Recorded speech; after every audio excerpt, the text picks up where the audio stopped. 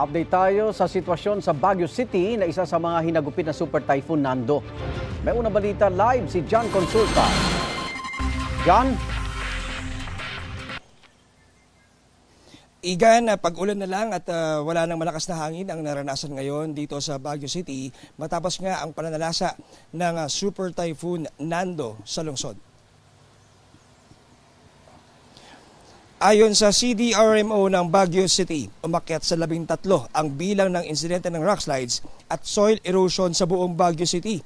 Wala namang naitalang nasaktan, napinsala o naharangang kalsada. 4 ang naitalang insidente ng pagbaha, habang 13 naman ang bilang ng natumbang puno. Naibalik na ang kuryente sa malaking bahagi ng Baguio City, bagamat may 8 naitawag na telecom at electricity interruptions.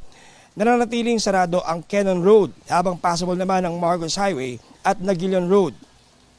Nagpadala naman igan ng heavy equipment at mga emergency personnel ang Baguio City sa nangyaring landslide sa Tubo Benguet kung saan 1 ang naitalang patay at 5 ang sugatan.